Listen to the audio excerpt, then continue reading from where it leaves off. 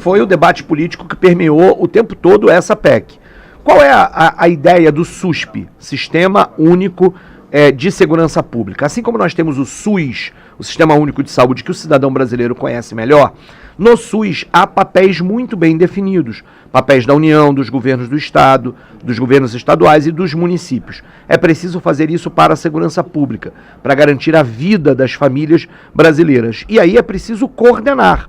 Não é possível que a gente tenha 27 polícias diferentes, cada uma agindo para um lado diferente. Está errado. O Brasil é uma federação, os estados têm papéis definidos, mas nós somos um país e é preciso coordenar a política de segurança pública, seja naquilo que são os crimes que ultrapassam as fronteiras dos estados, o crime organizado hoje, as chamadas facções, as milícias hoje, elas são nacionais e às vezes até internacionais. É preciso, portanto, coordenar, integrar. Não é possível que a gente tenha cada governador agindo para uma direção diferente. É preservada a autonomia, a especificidade. Quem conhece o território são os governadores e os prefeitos, nós sabemos disso, mas é preciso que a União faça um papel de coordenação. Além disso, a União precisa entrar com recursos para que a política de segurança seja eficaz e eficiente. Isso vai trazer consequências lá na ponta. A vida nas cidades pode ficar mais segura, a formação, por exemplo, dos profissionais de segurança pública pode ter unificado, os processos de carreira, inclusive de valorização salarial desses profissionais, também pode ser potencializado com esse tipo de coordenação e a gente passa a usar mais inteligência e menos truculência. Esse é um elemento fundamental. A desbaratar, desorganizar o crime organizado significa usar inteligência. E tudo isso é preciso ser feito com coordenação, desde a ponta lá, o que está no território, até o governo federal. Na minha opinião, o papel do governo federal é um papel de financiamento e um papel de coordenação de uma política nacional. O papel dos estados, sobretudo com as polícias civil e militar, é o papel do policiamento da investigação mais básica e da ostensividade, e o papel das guardas municipais, que na minha opinião não deveriam se transformar em polícias municipais, é aquela perspectiva de guardas que estão junto à comunidade, no território, dando uma sensação de segurança e que podem exercer um papel também com relação a isso, da relação mais próxima com a própria comunidade. Dessa forma, o sistema todo funciona organizadamente e a gente teria melhores condições para a segurança pública, para todo mundo se sentir mais livre e seguro. Lembremos, um país, uma sociedade mais segura,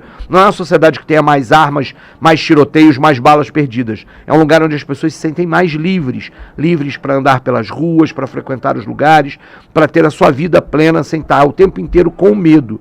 O contrário do medo não é o tiroteio, não é a bala perdida. O contrário do medo é a liberdade, é a sensação de segurança real.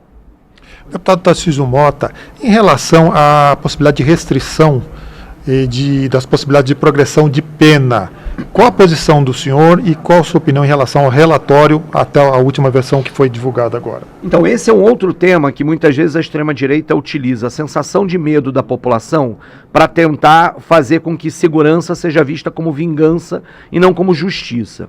O sistema de progressão de penas brasileiro pode ser revisto? Pode. Nós podemos entrar nesse debate e eu acho que às vezes é possível, inclusive, ajustar alguma coisa aqui e acolá.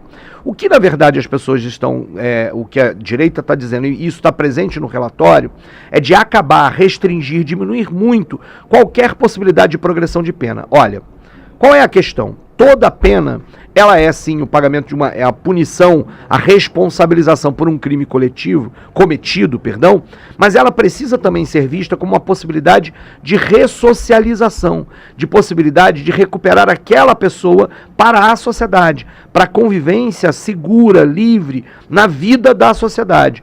E, portanto, os sistemas de progressão de pena, eles são benefícios para aqueles que cometeram crimes, foram condenados, estão presos, mas se mostram nesse processo da cadeia como alguém capaz de poder recuperar a possibilidade de vida em sociedade.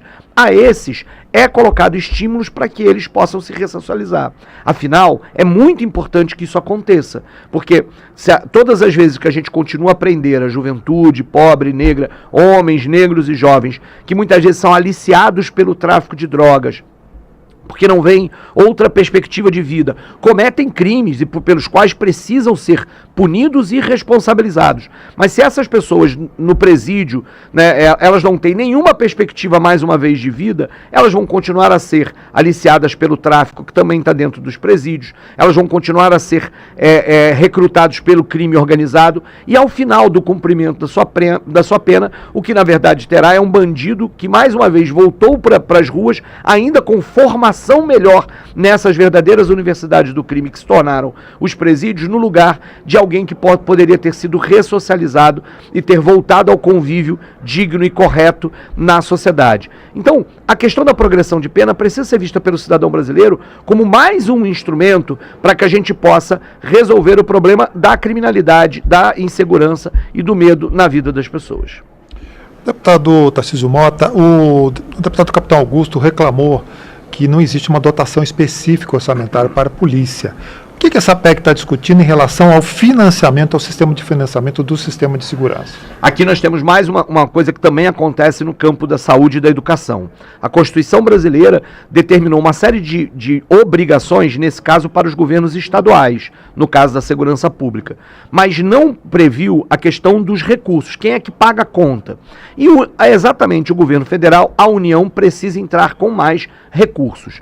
A PEC estava trabalhando com duas linhas fundamentais de financiamento. Uma delas é a reorganização daquela taxação que já existe sobre as bets. Aqui nós temos que sempre fazer uma ressalva, né? Nós temos hoje muitos brasileiros se endividando com problemas nessa questão das apostas. Mas essas empresas de aposta online que nós temos hoje lucram bilhões e é preciso, portanto, taxá-las até para uma forma de você destinar dinheiro disso para recuperar essas pessoas que muitas vezes caem no vício do jogo, estão endividadas, etc. Mas eu não me recuso a pegar parte desse recurso e destinar para a segurança pública. Acho que está correto nesse ponto de vista. Um outro elemento é que há um recurso hoje chamado do Fundo Social, que precisa continuar indo para a educação e saúde, mas parte do estoque, do dinheiro que já existe desse Fundo Social, pode ser destinado à segurança pública. A nossa defesa é de que, portanto, esses recursos possam fortalecer o Fundo Nacional de Segurança Pública e o Fundo Nacional, o Fundo Penitenciário, do dinheiro para o sistema penitenciário. As fontes de recurso precisam estar bem estabelecidas, não podem significar desfinanciamento de saúde e educação. Mas eu quero dialogar com aqueles que hoje estão nos ouvindo e nos assistindo, que enquanto nós estivermos nessa lógica de um teto de gastos que impede que o dinheiro da dívida que vai para os banqueiros continue intocado, mas o dinheiro para saúde, educação e segurança está sempre restrito, nós vamos ter dificuldades no Brasil de garantir os direitos sociais e de, portanto, de garantir a vida plena para todo cidadão, para toda a família brasileira. Esta PEC pode ser aprimorada de forma a dar ao cidadão e ao sistema de segurança público, o SUSP, recursos fundamentais. O que ninguém tem dúvida, eu concordo, inclusive com o deputado que estava aqui antes, é que o governo federal precisa dar a sua contribuição a partir de fontes de financiamento para que a segurança pública possa ter mais ações de inteligência, mais ações de combate ao crime organizado, possa funcionar melhor, desmontar o crime organizado e melhorar a vida da população brasileira.